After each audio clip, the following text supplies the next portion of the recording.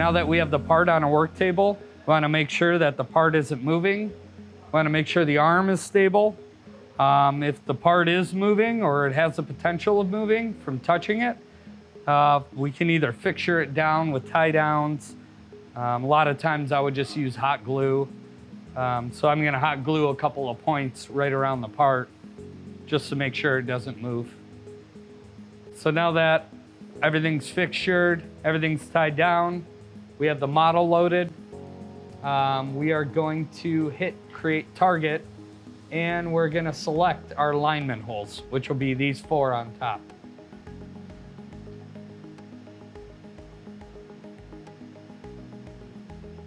So now that we have those 4 holes selected, I want to tell the software how I'm going to measure it.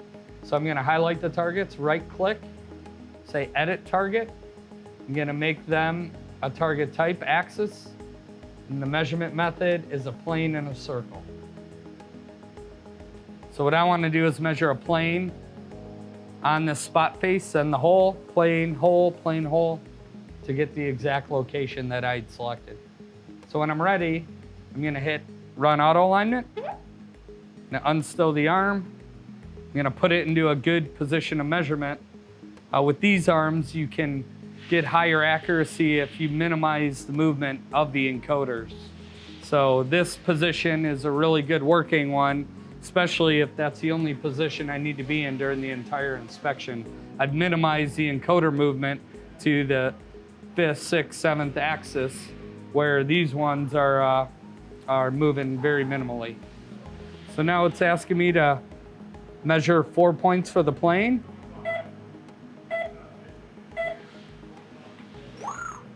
Now 4 points for a circle. Now move to the next hole.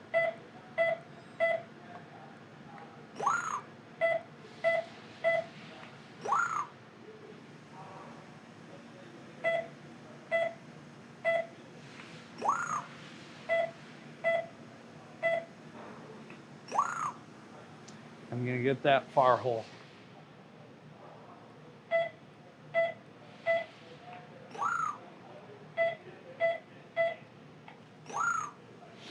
So now we have our results, and we see that our RMS is 1,001/10, so it's a good alignment. All the holes are in position, pretty much under 1,000ths in any direction. So I'm going to accept the alignment.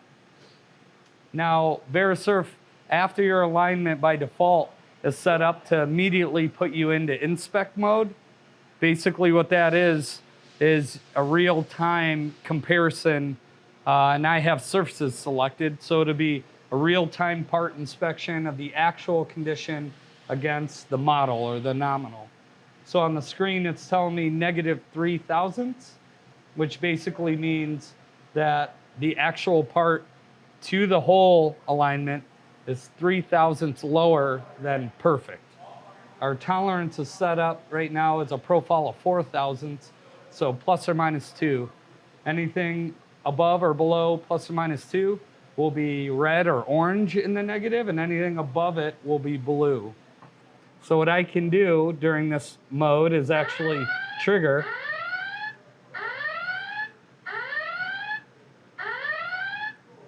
And start collecting data. So I can either just touch trigger, I can press P on the keyboard, which switch it into continuous point mode. I can gather a lot of data, or I can switch it over to the scanner.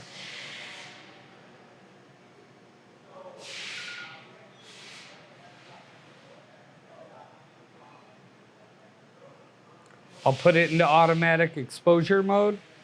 This will basically set the exposure to either a shiny surface or a dark flat surface.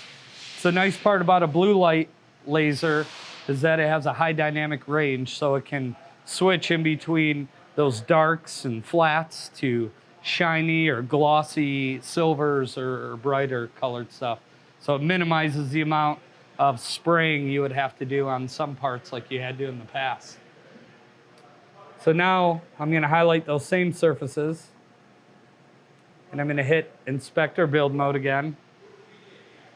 Now go ahead and start scanning measurements.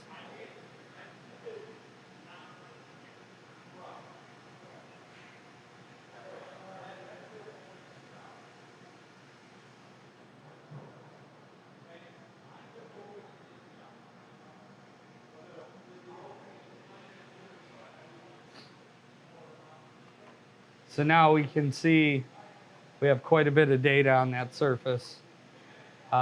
Just in a few seconds, that took over 40,000 points. So I just selected 2 small surfaces on the part, but this scanner does spit out 600,000 points per second. So now I'm gonna measure the sides of the part.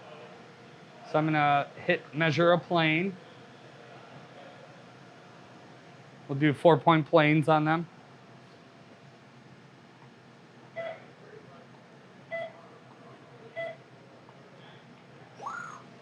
So that information at the bottom of the screen will tell you the flatness. That plane was flat within 7/10,000ths.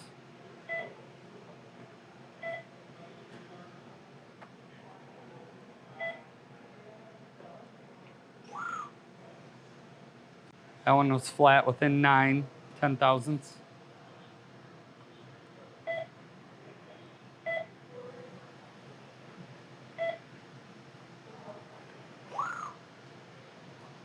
That one's pretty flat too.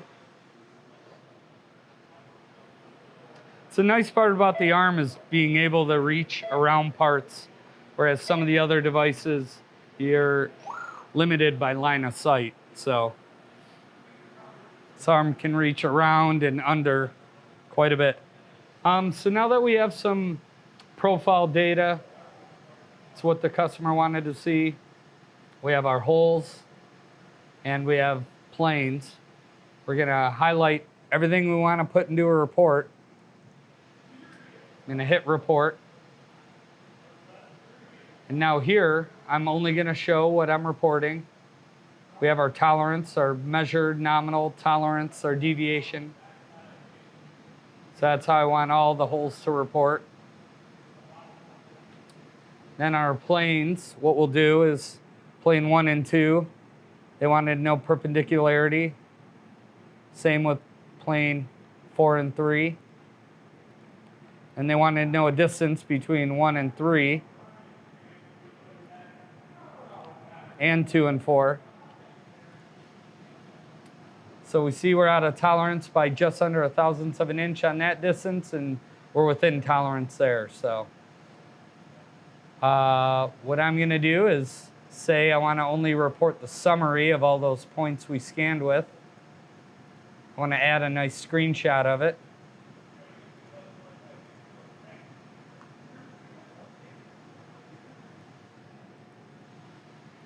I wanna put that right above that inspection. Maybe I wanna take a screenshot of the actual hole locations.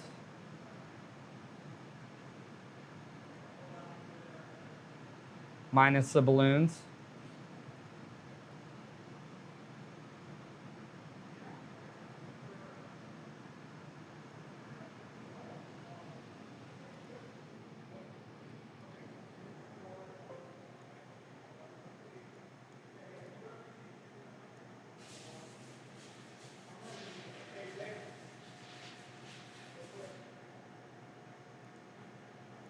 So now we'll update our screenshot with the holes.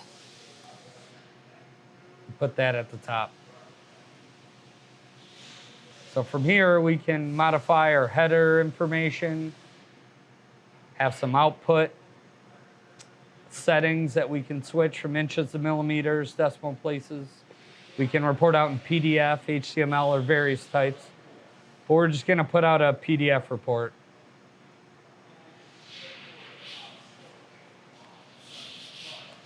So basically we have our picture and all the necessary information for the report, including the profile screenshot.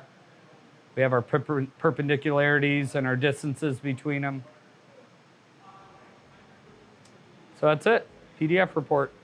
So that was a basic overview of the arm setup, the accessories that come with the arm. We went through the calibration process of probing and the scanner. We also have a part here that we use for alignment, scanning profiles, grabbing some prismatic data, and a simple report. And this part was just an in-process inspection part, but we could very well use the arm for final inspection.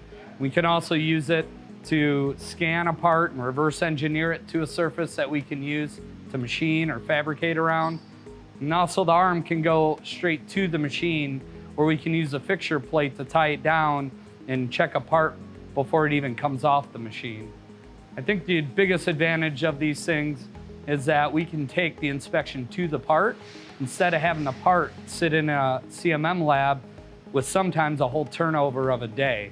So this, with its dynamic thermal expansion settings inside the software and its thermal stability of the composite body, is able to quickly measure parts whether they're cold or hot. So if you have any other questions about the arm, or you want to schedule an in-person or web demo, please contact us at the information below. Thank you.